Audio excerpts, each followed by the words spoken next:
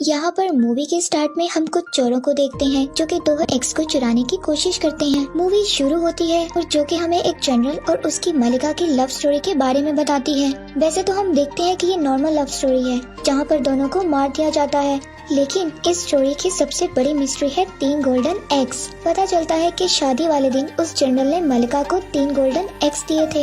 यहाँ पर जिनकी कीमत का अंदाजा लगाना बहुत मुश्किल है।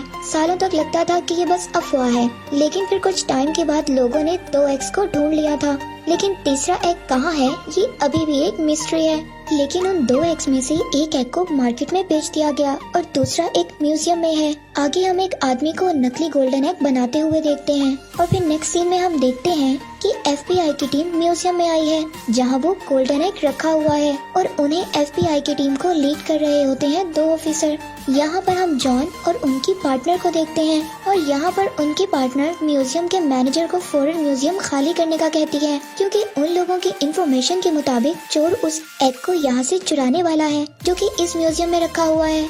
जॉन यहाँ पर उस एग को चेक करता है और कहता है कि चोर अपना काम कर चुका है और ये एग नकली है। मैनेजर उसकी बात पर बिल्कुल यकीन नहीं करता और हंसते हुए उसकी बात को टाल देता है और तभी वहाँ से जॉन एक बच्चे से कोल्ड ड्रिंक लेकर उस एग पर गिरा देता है। जैसे हम देखते हैं जैसे ही कोल्ड ड्रिंक गिरती है वो पिघलना शुरू कर देता है। जॉन की पार्टनर फौरन म्यूजियम को सील करने के लिए कहती है और यहीं पर हम एक चोर को देखते हैं जो कि ये सब कुछ देखते ही वहाँ से भाग जाता है और यहाँ पर जॉन और उसकी पूरी टीम उस चोर को पकड़ने की कोशिश करते हैं, लेकिन हम देखते हैं कि चोर बहुत ही चालाक था। वो सबको चकमा देकर वहाँ से भाग जाता है और यहाँ पर पूरी FBI की टीम देखती रह जाती है। आगे सीन में हम देखते हैं कुछ घंटों बाद का, जहां हम उस चोर को जाते हुए देखते हैं जो कि एक बोट में एक आइलैंड पर जा रहा था। जैसे ही वो एग को बैग से बाहर निकालता है उसे अचानक पीछे से जॉन की आवाज आती है। यहाँ उस चोर को पता चलता है कि वो पूरी टीम को लेकर उसे पकड़ने आया है और यहाँ जॉन उस चोर को बताता है कि जब से उसने चोरी करना स्टार्ट किया उसके पास उसकी हिस्ट्री को वो जानता है, उसके पास उसकी सारी हिस्ट्री मौजूद है। और यहाँ वो चोर उससे पूछता है कि तुम्हें ये सब कैसे पता, तो वो उसको बताता है कि ये सब उसे उसकी एक पार्टनर ने बताया है जो कि उसको सारी इन्फॉर्मेशन देती है और उस चोर के बारे में सारी इन्फॉर्मेशन भी उसी पार्टनर ने बताई है। और फिर यहाँ उस चोर और एग को अलग अलग गाड़ियों में ले जाते हैं ताकि वो उसे फिर से चुरा कर भाग ना सके। जॉन एक ऑफिसर को उस एग की जिम्मेदारी देता है और फिर पता चलता है कि वही पार्टनर जो जॉन को सारी इन्फॉर्मेशन बताती है खुद भी एक चोर है।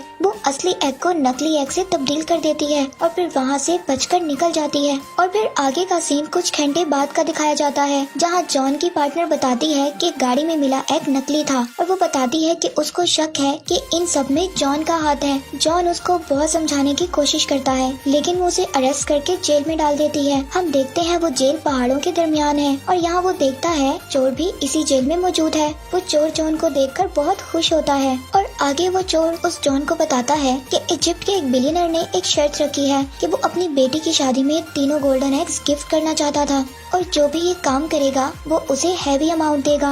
ये सुनकर जॉन उसे तीसरे एग के बारे में पूछता है क्योंकि कोई भी उस तीसरे एग के बारे में नहीं जानता था। वो चोर उसको कहता है कि फिलहाल वो अभी दूसरे एग के बारे में सोच रहा है जो कि एक आर्म डीलर के पास है और उसे एक विला में बनाए हुए एक वॉल में रखा हुआ है। और वो उसे बताता है कि पार्टी करने का बहुत शौक है और जल्दी उसके विला में ग्रैंड पार्टी है, लेकिन इस पार्टी में सब लोग मास्क लगा कर आते हैं और कोई भी शख्स यहाँ पर अपना चेहरा नहीं दिखाता। तभी वो चोर सबको बताता है कि जॉन एक पुलिस ऑफिसर है और यहीं पर एक कैदी उससे लड़ना शुरू कर देता है और यहाँ पर जेल ऑफिसर उनको लड़ते देखकर उनको रोकने आते हैं और फिर इनको अपने अपने सेल में भेज देते हैं। यहाँ एक ऑफिसर आता है और बताता है कि कैप्टन उनसे मिलना चाहती है और यहाँ उनका सामना उसी लड़की से होता है जो कि जॉन की पार्टनर थी, जो जॉन को सारी इन्फॉर्मेशन देती थी, जो उनको फंसाने के लिए उनसे सॉरी करती है और बताती है वो यहाँ उसे तीसरे एग के लिए आई है जिसका पता सिर्फ वो चोर जानता है, जो उसे एक ऑफर देती है कि अगर वो उसे तीसरे एग तक ले जाए तो वो उसे जेल से निकाल सकती है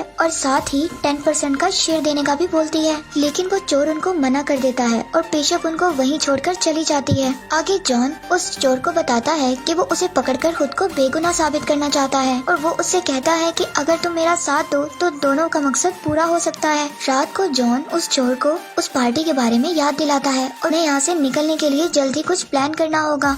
अगले ही दिन वो चोर जॉन को प्लान के बारे में बताता है जो कि एक सिंपल सा प्रोसेस है पहले तो वहाँ वो एक छोटा सा ब्लास्ट करते हैं जिससे हर तरफ धुआं हो जाता है। फिर वो मेन गेट तक आते हैं जहाँ पर उनके पास एक कार्ड था। ये कार्ड वो चोर उस वक्त चुराता है जब जॉन की लड़ाई के बाद ऑफिसर उन्हें वापस ले जा रहे थे और नेक्स्ट सीन में जेल की दीवार तोड़कर उनके हेलीकॉप्टर तक पहुँचना था। और यहाँ पर कुछ ऑफिसर उनको पकड़ने की कोशिश करते हैं और बहुत रोकते हैं और यहाँ जॉन की जान भी जाने लगती है मगर वो बच जाता है। लेकिन फाइनली वो हेलीकॉप्टर लेकर वहाँ से निकल जाते हैं। आगे हम देखते हैं बिशप को जो कि FBI एजेंट ऑफिसर के साथ बैठी होती है जहाँ वो कंप्यूटर को यूज करके अपने सारे रिकॉर्ड्स को डिलीट कर देती है और फिर वो FBI की एजेंट को जॉन और उस चोर के भागने की खबर देती है और साथ ही बताती है कि वो रात को डीलर की पार्टी में आने वाले हैं। इधर वो चोर अपने फ्रेंड के प्लान से उस डीलर की पार्टी में निकल जाते हैं। यहाँ पर चोर जॉन को अपना प्लान बताता है कि हमें उस डीलर के गार्ड्स और कैमरामैन से बचते हुए उस वॉल तक पहुँचना होगा जो कि ऐसी टेक्नोलॉजी से बनाया गया है जो सिर्फ उस डीलर की आवाज और शक्ल देखकर खुलता है।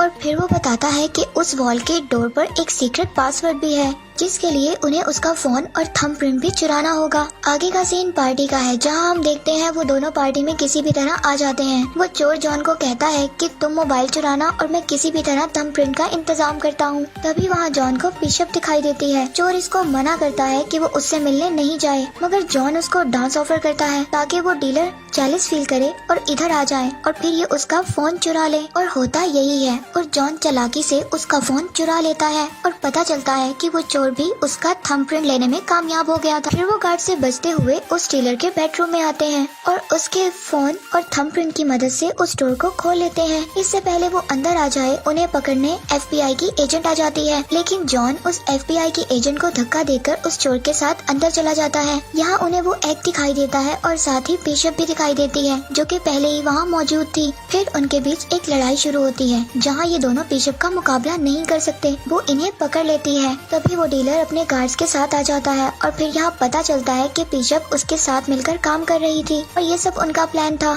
उन्हें यहाँ पर लाने का। अब वो इन्हें एक सीक्रेट जगह ले जाते हैं और यहाँ बिशप उस चोर से कहती है कि अगर वो उसे तीसरे एग की लोकेशन बताएगा तो वो उनको छोड़ देगी और अगर वो तीसरे एग की लोकेशन नहीं बताएगा तो वो जॉन को टॉर्चर करेगी। यहाँ बिशप जॉन को करंट लगाती है और दोनों उसको बहुत टॉर्चर करते हैं। ये देखकर वो चोर उसको तीसरे एग की लोकेशन का बता देता है और वो बताता है जो कि एक सहरा में है। यहाँ बिशप सेलिब्रेट करने के लिए डीलर को शैंपियन पिलाती है जिससे वो पीकर गिर जाता है और यहाँ पता चलता है कि बिशप ने उसे भी डबल क्रॉस किया है और वो यहाँ से डीलर का एग भी लेकर चली जाती है और थोड़ी ही देर बाद उस डीलर को होश आ जाता है और उसको यहाँ पर सब कुछ धुंधला नजर आने लगता है और वो वहाँ फायरिंग करने लगता है जिससे जॉन की हथकड़ी खुल जाती है। तभी जॉन उस चोर को अकेला छोड़कर जाने लगता है और कहता है कि तुम्हारी वजह से मुझे टॉर्चर किया गया। तभी वो उसको बताता है कि उसने बिशप को गलत लोकेशन बताई है। ये सुनकर जॉन उसको भी आजाद कर देता है। वो लोग बहुत मुश्किल से वहाँ से बाहर निकलते हैं और देखते हैं कि एक स्टेडियम में है जहाँ पर बुल फाइटिंग होती है। यहाँ वो फंस जाते हैं। एक तरफ डीलर उन पर नीचे से गोलियां चला रहा होता है और ऊपर से बुल उन पर अटैक करती है लेकिन वो दोनों किसी तरह यहाँ से निकल जाते हैं। अगले सीन में हम उन्हें ट्रेन में देखते हैं जहाँ जॉन बार बार उसे थर्ड एग के बारे में पूछता है और उस चोर को डराने की भी कोशिश करता है मगर वो चोर अभी भी कुछ नहीं बताता। अब जॉन उसे इमोशनल करता है और कहता है कि अगर वो उसकी हेल्प करेगा, उसे बेगुनाह साबित करेगा तो वो बिशप को पकड़कर उसे दुनिया का नंबर 1 चोर बना सकता है। ये सुनकर वो चोर उसको बताता है कि बात बहुत पहले की है जहाँ हिटलर के एक खास आदमी को एग के बारे में पता चल गया था। वो अपना सारा सामान लेकर किसी दूसरे शहर चला जाता है एक बोट के जरिए जिसमें तकरीबन 100 टन के करीब सामान था। बहुत से लोग उसे उस खजाने के लिए ढूंढते रहे थे जिसमें वो बताता है कि उसमें उसके डैड भी थे। उनके मरने के बाद वो चोर उसको बताता है कि उनके ट्रॉल से एक घड़ी मिली थी जो कि वो एक ऑक्शन से लाए थे। ये असल में उस आदमी की वॉच थी जिसमें उसको पता चला कि तीसरा एग कहीं दूर जंगलों में छुपा है। वो दोनों भी वहाँ पहुँच जाते हैं और घड़ी की मदद से एक सीक्रेट होल को ढूंढ लेते हैं। वो चोर अपने डैड की घड़ी से उसका दरवाजा खोलता है और वहाँ काफी कीमती चीजों को देखते हैं और वहाँ वो कुछ एंटीक कार को भी देखते हैं और वहीं वो उन्हें एग भी दिखाई दे देता है। इससे पहले वो उन्हें लेकर जाते बिशप एक बार फिर उधर आ जाती है। वो उन्हें बताती है कि उसको उस पर शक था इसलिए वो उनका पीछा करते हुए वहाँ तक आ जाती है। फिर वो उनसे एग देने को कहती है और तभी FBI की एजेंट पूरी टीम को लेकर वहाँ आ जाती है। उससे बचने के लिए वहाँ पर मौजूद एंटीक कार में तीनों भाग जाते हैं और FBI की टीम भी पुरानी गाड़ियों से उनका पीछा करती है। एक लंबे होल के बाद वो एक वाटरफॉल से बाहर निकलते हैं और FBI की टीम पीछे रह जाती है। वही चोर बिशप का मजाक उड़ाता है कि उसके जेल जाने के बाद वही दुनिया का नंबर 1 चोर होगा। वो जॉन से उसे अरेस्ट करने का कहती है। तभी उसे वहाँ एक और शॉक लगता है कि जॉन और बिशप शुरू से मिलकर काम कर रहे थे और ये उन दोनों ने सारा प्लान बनाया है ताकि वो इससे तीसरे एक्ट की लोकेशन जान सके। यहाँ जॉन उस चोर को बताता है कि उसके डैड भी एक चोर थे, वो भी एक बड़ा चोर बनना चाहता था। फिर वो उस चोर को वहाँ बांधकर वहाँ से चले जाते हैं। आगे सीन शिफ्ट होता है और हम देखते हैं उस बिलियनर्स की बेटी की शादी। वो तीनों एक्स पहली बार एक साथ लाए जाते हैं। इसे देखकर वो बड़ी खुश हो जाती है और फिर हम यहाँ जॉन और बिशप को देखते हैं। उन्हें इन एक्स के बदले काफी ज्यादा हैवी अमाउंट मिलती है और वहीं वो एजेंट FBI की टीम के साथ आती है और इस बिलियनर्स को चोरी का सामान खरीदने के जुर्म में अरेस्ट कर लेती है और वो दोनों ये सब कुछ देखकर वहाँ से निकल जाते हैं। आगे हम 6 महीने बाद देखते हैं जॉन और बिशप को एक बोट पर एंजॉय करते हुए।